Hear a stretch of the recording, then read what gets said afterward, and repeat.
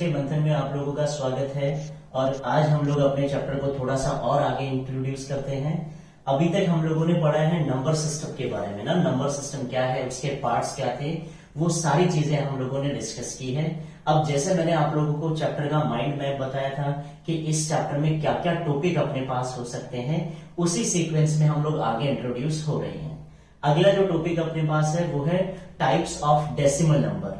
Decimal number कितने type के होते हैं और कैसे कैसे हम लोग उनकी स्टडी कर सकते हैं ना, क्योंकि जब हम लोगों ने नंबर सिस्टम पढ़ा तो वहां पे कहीं पे भी हमने डेसिमल नंबर की बात ही नहीं की। हमने नेचुरल नंबर पढ़ा, होल नंबर पढ़ा, इंटीजर्स पढ़े, रेशनल, इरेशनल, लेकिन कहीं पे भी गलती से भी मैंने बात ही नहीं की डेसिमल नंबर क्या है।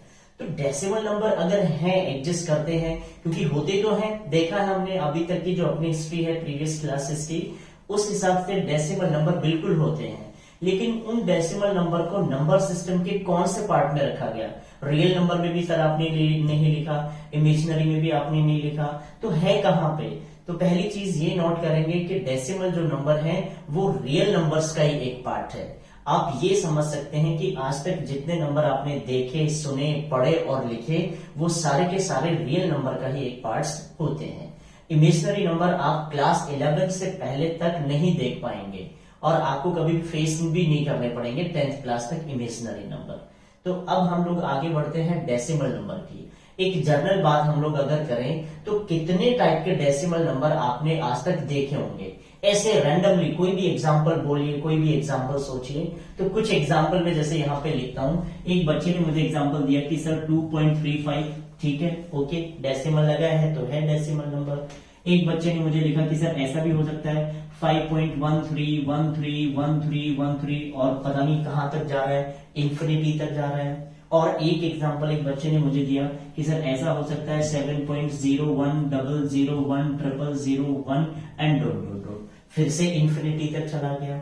इसके अलावा आप कितना भी दिमाग लगा लीजिए, आप डिजिट चेंज कर सकते हैं, फॉर्मेट चेंज नहीं कर सकते। तो यहां से इन तीनों एग्जाम्पल को हम लोग अगर माइन्यूटली स्टडी करें तो हमारे दिमाग में कुछ चीजें आई, और उनमें से पहली जो चीज है वो ये आई कि ये पहला जो डेसिमल नंबर है, इसमें खास बात क्या है कि डेसिमल के 2 डिजिट के बाद नंबर रुक गया है, स्टॉप हो गया है। यहाँ पे डेसिमल के डिजिट के बाद रुक ही नहीं रहा, चलता ही जा रहा है इंफिनिटी तक। यहाँ पे भी डेसिमल के बाद नहीं रुकता जा रहा। तो सबसे पहला डिफरेंस मुझे इन तीनों में जो दिखा, वो पहला तो ये दिखा कि यहाँ पे डेसिमल के 2 डिजिट के बाद नंबर स्टॉप हो गए हैं, रुक गए हैं। और लास्ट की जो 2 एग्जाम्पल हैं, वहां पे डेसिमल के डिजिट के बाद आपका नंबर स्टॉप नहीं हो रहा है, वो वहीं से आगे कंटिन्यू हो रहा है। अच्छा, ठीक है। तो इन एग्जाम्पल्स को देखने के बाद सबसे पहली चीज मेरे दिमाग में आई कि मानो चाहे नहीं मानो भाई, डेसिमल जो नंबर होते हैं उनको हम मोटा मोटा 2 पार्ट्स में डिवाइड कर सकते हैं। पहला पार्ट, जब डेसिमल कुछ डिजिट के बाद रुक जाए, स्टॉप हो जाए, ऐसे नंबर्स को अपन बोलते हैं टर्मिनेटिंग डेसिमल नंबर। टर्मिनेटिंग, आपने एक मूवी देखी होगी टर्मिनेटर। टर्मिनेटर का मतलब होता है खत्म कर देना, सर्वनाश कर देना, है ना। अब यहाँ पे हम नंबर का सर्वनाश तो नहीं करेंगे, लेकिन फीलिंग वही वाली लेंगे कि टर्मिनेट्स मतलब टर्मिनेट हो गया, रुक गया है। तो पहले टाइप में ऐसे डेसिमल नंबर होते हैं जो कुछ डिजिट के बाद रुक जाते हैं। अब कुछ का मतलब जरूरी नहीं कि 2 डिजिट के बाद रुके, 3 डिजिट, 5 डिजिट, 1000, 2000, मतलब जहां तक आप काउंट कर सकते हैं, लाखों करोड़ों डिजिट भी हो सकती है।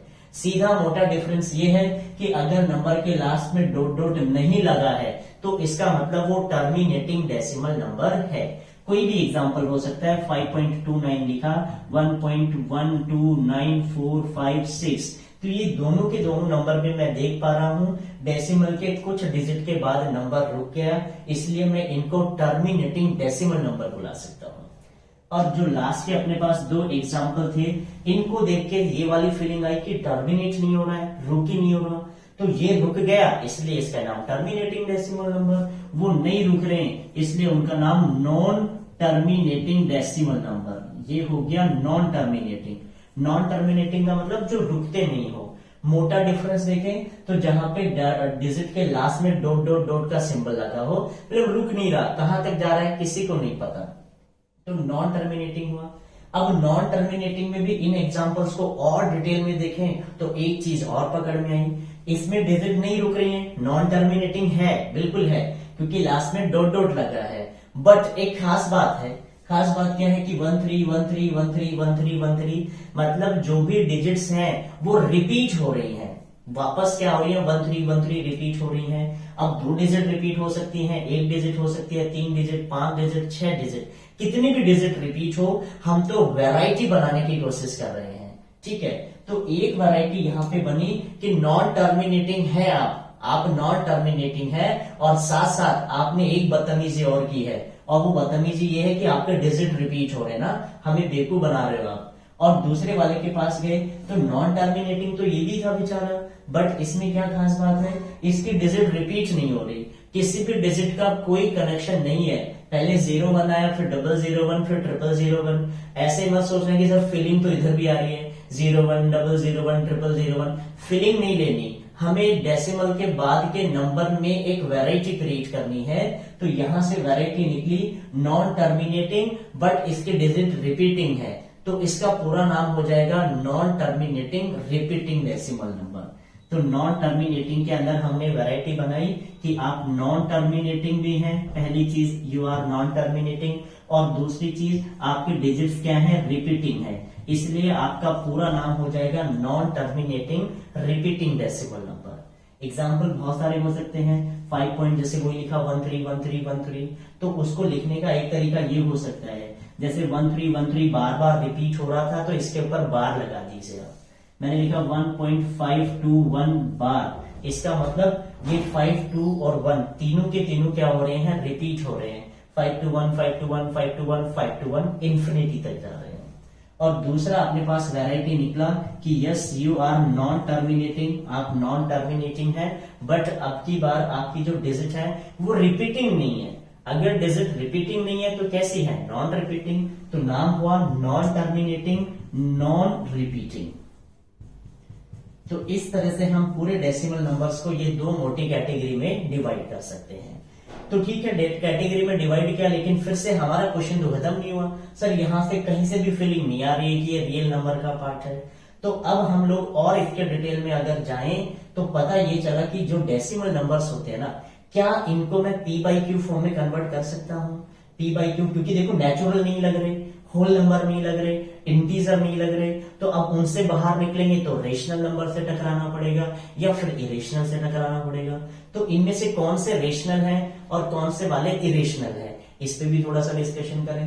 तो अगर मैं इस टाइप के किसी भी नंबर को पी बाई क्यू फॉर्म बनाने की कोशिश करूं तो ऐसे नंबर का टेक्निक आपने बचपन में सीखा है कि भैया डेसिमल को उड़ा दो, जैसे इसके डेसिमल को उड़ाएंगे तो डेसिमल उड़ गया और जितने डिजिट डेसिमल के बाद है उतने ही जीरो लगा दो तो बन गया p by q form. P by q form बन गया, इसका मतलब ये रेशनल नंबर है। तो all terminating decimal numbers are rational number. अब इनकी बात करें तो इसका अगर पी बाई क्यू फॉर्म में बनाने की कोशिश करूं, डेसिमल को उड़ा भी दूं तो उसके बाद कितने डिजिट है ये तो पता ही नहीं, इनफाइनाइट तक जा रहे हैं, क्योंकि 13131313 न जाने कहां तक जा रहा है। तो ये कॉन्सेप्ट, ये वाला लोचा तो लगेगा नहीं कि यार ये तो हो ही नहीं सकता, कितने जीरो लगाऊं भाई पता ही नहीं चल रहा मुझे। तो एक बार के लिए हम इसको होल्ड कर देते हैं। होल्ड करने का मतलब यूं समझना है कि ये है तो क्या, रेशनली नंबर है, इसका भी पी बाई क्यू फॉर्म बनता है। कैसे बनता है अभी सीखेंगे 1 मिनट के अंदर अंदर। और लास्ट वाली जो सिचुएशन है बेटा, ये वाली नॉन टर्मिनेटिंग नॉन रिपीटिंग, इसको हम हमेशा इरेशनल नंबर बुलाते हैं। अब याद कैसे रहेगा, इरेशनल का मतलब इरिटेटिंग, जो मुझे इरिटेट करता है। मैं क्लास में गया और मुझे सबसे पहले ये बच्चा दिख गया, मैंने बोला तुम टर्मिनेटिंग नहीं हो रहा, बहुत शैतान करते हो तुम लोग ना, टर्मिनेटिंग ही नहीं हो ना, तो तुम टर्मिनेटिंग हो और ना ही तुम क्या हो रिपीटिंग हो, तो तुमसे मैं इरिटेट हो गया हूं। और अगर मैं तुमसे इरिटेट हो गया हूं तो मैं आपका नाम क्या निकालूंगा, इरेशनल नंबर निकालूंगा। तो इरेशनल का मतलब इरिटेटिंग। और इरिटेट आदमी कब होता है, जब हम किसी को 2 काम बोले और 2 में से एक भी काम वो नहीं करे। ये बदतमीज आदमी ना तो टर्मिनेटिंग है और ना ही इसकी डिजिट रिपीटिंग है। आप टर्मिनेटिंग नहीं है, आप रिपीटिंग नहीं है, क्या आदमी है, बड़े इरिटेटिंग आदमी है। तो मैं तो आपको आज से इरेशनल नंबर बुला दूंगा। तो इन पूरी कैटेगरी में टर्मिनेटिंग हमेशा रेशनल होता है, नॉन टर्मिनेटिंग रिपीटिंग, ये बार वाली जो भी सीन है ये सारे के सारे टर्मिनेटिंग होते हैं। अब इनकी पी बाई क्यू फॉर्म बनती कैसे है, इसको रेशनल में कैसे कन्वर्ट करते हैं, ये अपना टॉपिक है अभी। और ये वाली जो सिचुएशन है that is a pure irrational number, इनको हम इरेशनल नंबर कह सकते हैं। तो अब हम लोग सीखेंगे कि कैसे इस सिचुएशन की पी बाई क्यू फॉर्म निकालते हैं। मैं 2 क्वेश्चन आपको समझाऊंगा, फर्स्ट क्वेश्चन में थोड़ा समझ में आएगा और अगले क्वेश्चन में 100% समझ में आ जाएगा। तो स्टार्ट करते हैं अगली सिचुएशन के साथ कि कैसे किसी भी नंबर की जिस पे बार लगा हो उसका पी बाई क्यू फॉर्म कैसे निकलता है। आप चाहें तो एक क्वेश्चन बना के लिख सकते हैं कि find P by q form of, और कोई भी एक नंबर सोच लीजिए, find P by q form of a number. मान लेते हैं, मैं अपनी तरफ से एक नंबर लिख देता हूं आपको, और नंबर है 5.21 बार। ये नंबर है, आपको बोला गया है कि आपको इसकी क्या निकालनी है, पी बाई क्यू फॉर्म निकालनी है, मतलब ये रेशनल है। तो क्या इसका एग्जैक्ट आंसर है, न्यूमरेटर कौन है, डिनोमिनेटर कौन है। तो जब भी आपको बार वाले क्वेश्चंस को पी बाई क्यू फॉर्म में कन्वर्ट करना हो तो सबसे पहले जो भी नंबर आपके पास लिखा है उस नंबर को आप एक्स अज्यूम कर लीजिए। कैसे लिखेंगे कि let x is equal to 5.21। अब 21 पे बार था, इसका मतलब बेटा क्या हुआ, 21 न जाने कहां तक, इनफाइनाइट तक। इसको इक्वेशन 1 बोल दिया। बहुत सारे बच्चों में ये भी कंफ्यूजन होता है कि डेसिमल के बाद कितनी डिजिट लिखनी चाहिए, 2 बार लिखें, 3 बार लिखें, ऐसा कोई कॉन्सेप्ट नहीं है। 1 बार लिखें, 2 बार लिखें, 3 बार लिखें, कोई फर्क नहीं पड़ता, आप पे डिपेंड करता है। हमने 3 बार लिखा, आप 2 बार लिख सकते हैं, कम से कम 2 बार जरूर लिख लेना बस, ठीक है। सबसे पहले जो भी नंबर है उसको हम लोग एक्स मानेंगे, उसके बाद देखेंगे कि कितने डिजिट पे बार है। तो मैं यहां देख पा रहा हूं कि 2 डिजिट पे बार है, 2 पे और 1, 2 डिजिट हो गई। 2 डिजिट पे बार है तो हमेशा 100 से मल्टीप्लाई कर दो। 1 डिजिट पे बार है तो 10 से मल्टीप्लाई कर दो। 3 डिजिट पे बार है तो 1000 से मल्टीप्लाई कर सकते हैं। मतलब जितने डिजिट पे बार हो उतने ही जीरो वाले नंबर से मल्टीप्लाई कर सकते हैं। यहाँ पे 2 डिजिट पे बार था तो मैंने क्या किया, इक्वेशन नंबर 1 पूरी की पूरी को मैंने 100 से मल्टीप्लाई कर दिया। अब इक्वेशन के लेफ्ट हैंड पार्ट में जो है x को 100 से मल्टीप्लाई किया, 100x। इधर 100 से मल्टीप्लाई करेंगे तो 100 में 2 जीरो है तो डेसिमल आपका 2 डिजिट शिफ्ट हो जाएगा। ये 5 पॉइंट था, अब यहां से 2 प्लेसेस आगे जाएगा तो ये बन जाएगा 521.2121 वो इक्वेशन नंबर 2। हमेशा ऐसा ही करना है, कोई भी क्वेश्चन कैसा भी क्वेश्चन हो इसी तरह से हम लोग कर सकते हैं। उसके बाद हमें क्या करना है, इक्वेशन नंबर 2 में से इक्वेशन नंबर 1 को माइनस करना है। हमेशा 2 में से 1 को माइनस करो। इधर 100x में से x को माइनस करेंगे तो ये हो जाएगा 99x। और इधर जो नंबर था आपके पास 5.21, उसके बाद 2121 और डॉट पता नहीं कहां तक था। उसमें से इसको अगर हम लोग हटाएंगे, ये 521, दूसरे में से इसको हटाना भी ऐसे नहीं करना। इक्वेशन 2 था 521.2121, इसमें से इसको हटाएंगे तो ये हो गया 5.2121, राइट। दोनों नंबर के डेसिमल के बाद के डिजिट सेम है तो इधर से तो सब में 0 0 0 आ जाएगा। डेसिमल के इधर सारे 0, डेसिमल के बाद 0 का कोई मीनिंग नहीं रहता। और इधर 521 में से 5 माइनस करना है, या 11 में से 5 गया 6 बच गया, इधर 1 का 1 बच गया और इधर 5, यानी कि 516। आपको x की वैल्यू निकालनी है तो x is equal to 516 divided by 99। अब अगर ये नंबर कट जाए, किसी भी नंबर से कट जाए तो इसको सिंपलेस्ट फॉर्म में लिख दीजिए, नहीं कटे तो यही एज इट इज आपका आंसर हो जाएगा। यहाँ देख पा रहे हैं 6 + 1 7 + 5 12, तो 12 मतलब 3 से डिविजिबल, ये भी 3 से डिविजिबल, तो 3 से काटा 3 3 जा 9, 3 3 जा 9, उधर 3 से काटा 3 1 जा 3, 2 बच गया 1, तो 3 7 जा 21 और 3 2 जा। फिर चेक कर लेते हैं 7 2 9 1 10, ये 2 से डिविजिबल है और ये 3 से डिविजिबल है, नहीं काट पाएंगे हम इसको, तो 172/33 ये आपका आंसर आ जाएगा। आप अगर कैलकुलेटर लेके भी बैठेंगे ना, 172 को 33 से डिवाइड करेंगे तो ये 5.212121 चलता चला जाएगा। तो इस तरह से हम किसी भी नंबर का p/q फॉर्म निकाल सकते हैं। कंसेप्ट वही रहेगा, पहले जो भी नंबर आपके पास है उसको हमेशा x मान लो, जितने डिजिट पे बार है उतने ही डिजिट यानी कि उतने ही जीरोस के साथ आप मल्टीप्लाई कर सकते हैं। तो उसके साथ मल्टीप्लाई किया, फिर इक्वेशन 2 में से इक्वेशन 1 को माइनस कर देंगे। एक क्वेश्चन और हम लोग यहां पे लेंगे जिससे अपने को और अच्छे से समझ में आए। सिचुएशन थोड़ी सी चेंज करके लिखता हूं आपकी बार। मान लेते हैं कि अगला क्वेश्चन अपने पास है कि find p by q form. Question दे दिया वही कि p बाई क्यू फॉर्म निकालो। अच्छा, इसमें कोई अलग से बात नहीं बोलेगा आपको ना कि क्वेश्चन को चेंज करके देखिए तो कैसे आएगा, ऐसा कुछ नहीं है, एक ही वैरायटी होती है इसके अंदर। लेते हैं फिर से एक question, example number 2।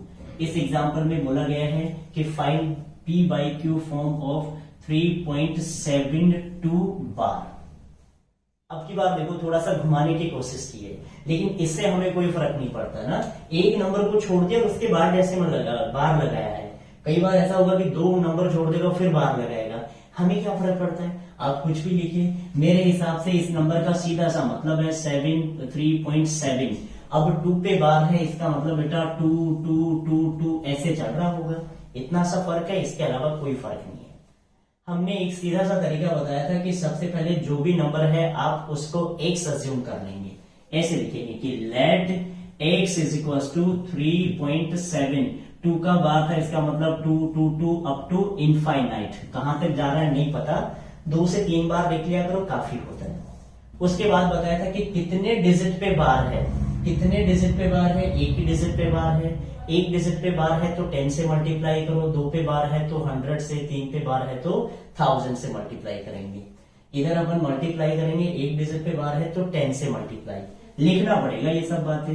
Equation 1 multiply by 10।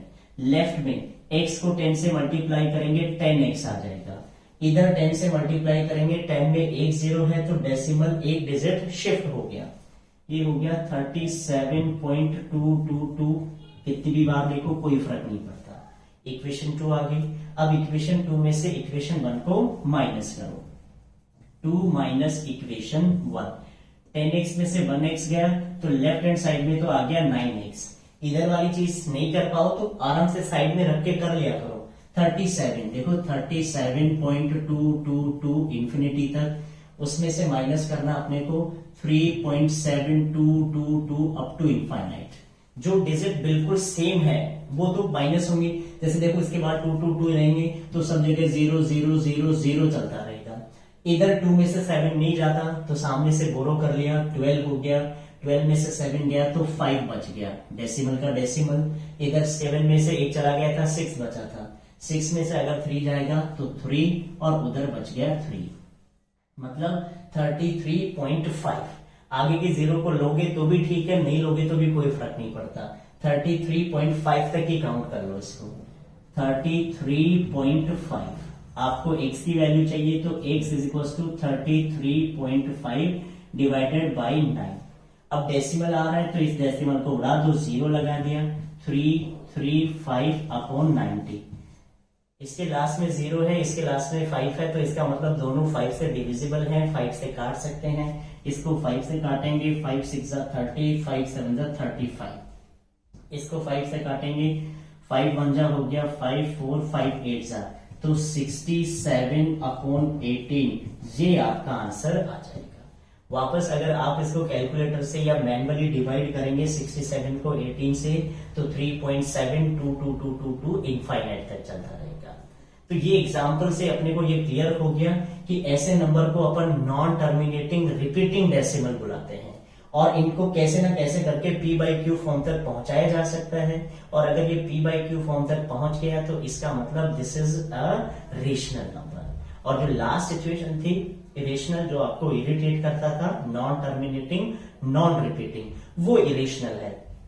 Irrational है तो उसकी p बाई क्यू फॉर्म हो ही नहीं सकती। यहीं पे अपना डिस्कशन उसका खत्म हो गया। तो इस टॉपिक के बाद जो अपना अगला टॉपिक है उसमें हम लोग सीखेंगे कि दो रेशनल नंबर के बीच में रेशनल नंबर कैसे निकालते हैं या दो रेशनल के बीच में इरेशनल कैसे निकालते हैं। सारी सिचुएशन अपने पास हो सकती है। तो पहली सिचुएशन हम लोग लेंगे, दो रेशनल नंबर के बीच में रेशनल कैसे निकालेंगे और फिर इरेशनल निकालना भी सीखेंगे। दो रेशनल के बीच में रेशनल निकालने का एक बहुत बढ़िया टेक्निक मैं आपको सिखाता हूं, और जो पॉसिबिलिटी होती है ना, हम सबको एक साथ लेके चलते हैं।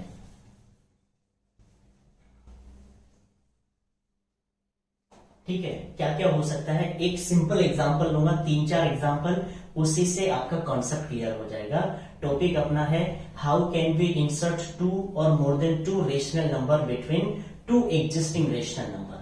आपको 2 रेशनल नंबर दे दे और बोला इनके बीच में रेशनल निकाल के दिखाओ, 2, 3, 5, 1000 कितने भी हो सकते हैं। कई बार ऐसा होगा कि 2 इरेशनल दे देगा, इनके बीच में रेशनल या फिर इरेशनल। तो रेशनल के बीच में रेशनल भी होते हैं, इरेशनल भी होते हैं, इरेशनल के बीच में भी इरेशनल भी निकल जाते हैं और रेशनल भी निकल जाते हैं, क्योंकि कंसेप्ट सीधा ये होता है 2 रेशनल नंबर के बीच में इनफाइनाइट लाखों करोड़ों से भी ज्यादा रेशनल और लाखों करोड़ों से भी ज्यादा इनफाइनाइट इरेशनल नंबर एग्जिस्ट करते हैं एक एग्जांपल के साथ। देखो कुछ एग्जांपल लिखता हूं, मैंने लिखा पहले 3/5 और फिर लिखा मैंने 9/5। इन दोनों के बीच में अपने को 3 या 2 रेशनल नंबर निकालने हैं, पहली वैरायटी। दूसरी वैरायटी मैंने लिखा 3/5 और लिखा 4/5। तीसरी वैरायटी हम लोग लिखते हैं 3/5 और 5/3। राइट, हमारे पास क्वेश्चन ये है कि इनके बीच में 2 या 3 रेशनल नंबर निकालिए, इसमें भी 2 रेशनल नंबर निकालिए और इसमें भी 2 रेशनल नंबर निकालिए। तो रेशनल नंबर निकालने का सबसे बढ़िया टेक्निक है। या फिर अगर मैं आपसे बोलूं कि कुछ चेंजेस, कुछ वैरायटी दिख रही है, तो हमने देखा कि सब में 5/5 है, 5/5 है। पहले 2 क्वेश्चन में अपने डिनोमिनेटर सेम है और आखिरी क्वेश्चन में डिनोमिनेटर सेम नहीं है। तो डिनोमिनेटर ही आपको आपके रास्ते, आपकी मंजिल तक लेके जाएगा। कैसे लेके जाएगा, सुनना सब लोग ध्यान से। जब भी 2 रेशनल नंबर के बीच में आपको रेशनल नंबर निकालने हो, तो उस केस में सबसे पहले देखो डिनोमिनेटर सेम है कि नहीं। अगर डिनोमिनेटर सेम है तो जो ऊपर न्यूमरेटर है उनके बीच में जो नंबर है, उनके बीच में जो गैप है, वही आपका आंसर हो जाएगा। इस सवाल में देखा कि दोनों के डिनोमिनेटर सेम है, तो न्यूमरेटर 3 और 9 के बीच में जो गैप है, जो नंबर है, वही आंसर हो गया। 3 और 9 के बीच में 4 है, 5 है, 6 है, 7 है और 8 है। तो एक तो हो सकता है भाई 3 और 9 के बीच में 4/5, एक हो गया 5/5, 6/5, 7/5 और एक हो गया 8/5। हमें बोला था कि 2 रेशनल नंबर निकालो या 3 निकालो, और हमने 5 रेशनल नंबर निकाल के उसको दे दिए। तो पहला कॉन्सेप्ट कि जब भी डिनोमिनेटर सेम हो तो न्यूमरेटर के बीच का जो गैप है that will be your answer. अगर अगले क्वेश्चन में गए, इसी फीलिंग के साथ आगे पहुंच गए हम, तो 3/5 और 4/5 और खुश भी हो गए। अच्छा, डिनोमिनेटर सेम है, डिनोमिनेटर सेम है, तो इसका मतलब न्यूमरेटर के बीच में जो गैप है वो ही आपका आंसर हो जाएगा। तो न्यूमरेटर 3 और 4, अब बोला सर 3 और 4 के बीच में तो गैप ही नहीं है, आप क्या करें, फंस गए। तो यार कॉन्सेप्ट तो यही था, सर ने भी यही बताया था कि डिनोमिनेटर सेम हो तो डरने की जरूरत नहीं है। तो थोड़ा अपग्रेड करते हैं अपने आप को। वहां पे आसानी से गैप मिल गया तो निकाल दिया। जब यहाँ पे गैप नहीं मिले, ऊपर के नंबर के बीच में प्रॉपर या सफिशिएंट गैप नहीं हो, और जब चीजें आपके पास छोटी हो तो आप उनको बड़ा करते हैं, स्ट्रेच करते हैं। मान लो मैंने आपको एक रस्सी दे दी, बोला इसको बांध के दिखाओ, और देखो बोला सर ये तो छोटी है, तो छोटी है तो क्या करो, स्ट्रेच करो, खींचो, उसको बढ़ाओ। तो जब नंबर के बीच में गैप नहीं हो तो आप नंबर को बड़ा कर सकते हैं। बड़ा करने के लिए आपको मल्टीप्लाई करना पड़ेगा। अब मल्टीप्लाई किससे करें, आपको अगर 2 रेशनल नंबर चाहिए तो 3 से मल्टीप्लाई करो, 3 नंबर चाहिए तो 4 से करो, 4 चाहिए तो 5 से करो, जितने नंबर चाहिए उससे एक ज्यादा से मल्टीप्लाई करो। मान लेता हूं मुझे 3 नंबर निकालने थे, तो यहाँ पे आपको सबको 4 से करना है। पहली जो रेशनल नंबर थी 3/5, इसके न्यूमरेटर को भी अपने को 4 से और डिनोमिनेटर को भी 4 से मल्टीप्लाई करना है। और दूसरा जो नंबर था अपने पास 4/5, इसके भी न्यूमरेटर और डिनोमिनेटर को 4 से मल्टीप्लाई कर दो। तो ये बना 4 3 12 और 5 4 20। पहला नंबर 12/20 और दूसरा 16/20। अब देखो डिनोमिनेटर सेम। अब 12 और 16 के बीच में आसानी से आपको 3 नंबर मिल जाएंगे। एक हुआ 13/20, एक हुआ 14/20 और एक हुआ 15/20। हो गया आपका आंसर। 4 नंबर चाहिए होते तो 5 से मल्टीप्लाई कर देता, 5 चाहिए होते तो 6 से मल्टीप्लाई कर देता। अब तीसरी जो सिचुएशन है वो सबसे ज्यादा अच्छी सिचुएशन है ना, इसमें थोड़ा सा हमें सोचने की जरूरत है। कैसे? 3/5, 5/3, और सर ने तो बोला था कि डिनोमिनेटर सेम होने चाहिए, डिनोमिनेटर सेम होने चाहिए। इसका मतलब क्या हुआ कि डिनोमिनेटर सेम होनी चाहिए, यहां नहीं है। तो जब भी आपके डिनोमिनेटर सेम नहीं हो तो आपको सबसे पहले उन डिनोमिनेटर को सेम कर लेना चाहिए। सेम करने के लिए आप कैसे भी कीजिए, किसी से भी मल्टीप्लाई कीजिए। अब जैसे मान लो ये 5 है या 3 है, तो या तो 5 को 3 बनाओ या 3 को 5 बनाओ। और अगर ऐसा पॉसिबल नहीं है, क्योंकि 5 3 नहीं बन सकता, 3 5 नहीं बन सकता, जब दोनों आपस में कन्वर्ट नहीं हो तो उस केस में इन दोनों को ही कुछ और बना दो, या यूं समझ लीजिए इनका एलसीएम ले लीजिए। इन दोनों का अगर हम लोग एलसीएम ले तो वो आ गया अपने पास 15। मतलब इसको भी 15 बनाना है और इसको भी 15 बनाना है। अब उसके लिए सोचना पड़ेगा। देखो ये था आपके पास 3/5, इसको 15 बनाना है। 15 बनाने के लिए 3 से मल्टीप्लाई करेंगे, तो अगर नीचे 3 से मल्टीप्लाई किया है तो ऊपर भी 3 से मल्टीप्लाई करो। और जो दूसरा नंबर था 5/3, मुझे इसको भी 15 बनाना है, तो इसको 15 बनाने के लिए फिर से 5 से ऊपर और 5 से नीचे, तो ये बना 3 3 9/15, और दूसरा वाला बन गया बेटा 25/15। ठीक है जी। अब आपका काम हो गया, डिनोमिनेटर सेम है, न्यूमरेटर के बीच में इनफ गैप है। 9 और 25 के बीच में 10, 11, 12, 13, 14, 15, तो एक हो सकता है 10/15, दूसरा हो सकता है 11/15, फिर 12/15, 13/15, 14/15, और लास्ट हो गया 24/15। इतने आंसर आपको मिल सकते हैं। आपको 3 नंबर चाहिए, 3 लिख दो, 4 चाहिए, 4 लिख दो। ऐसे क्वेश्चंस में हमेशा सब बच्चों के आंसर डिफरेंट भी आ सकते हैं, तो इसमें परेशान होने की जरूरत नहीं है, क्योंकि 2 नंबर के बीच में इनफाइनाइट नंबर होते हैं। मैंने कौन से 2 लिख दिए, इसने कौन से 2 लिखे, इसने कौन से 2 लिखे, तो ऐसे करके हम 2 रेशनल नंबर के बीच में रेशनल नंबर निकाल सकते हैं। अब अगले वीडियो में हम लोग देखेंगे कि 2 इरेशनल नंबर या 2 रेशनल नंबर के बीच में इरेशनल नंबर कैसे निकालते हैं। Thank you very much.